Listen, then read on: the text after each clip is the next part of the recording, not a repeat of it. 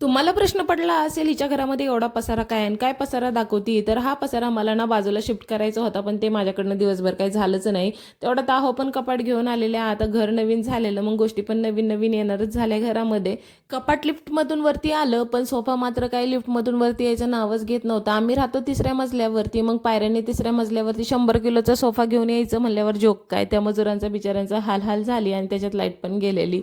मग ते काही मी शूट करत बसले नाही, कारण त्यांना मी पण मदत करायला लागलेले होते. त्यानंतर मग सोफ्याचं स्वास्तिक ते काढून सोफा आणि कपाटाची पूजा करून घेतली. खूप पसारा झाला होता, बराच वेळ गेला होता त्याच्यामध्येच. त्यानंतर मग जेवण करून घेतलं आणि लगेचच भांडे घासून घेतली, कारण मला माहिती होतं मला आता ह्यानंतर खूप मोठी कामं करायची आहे.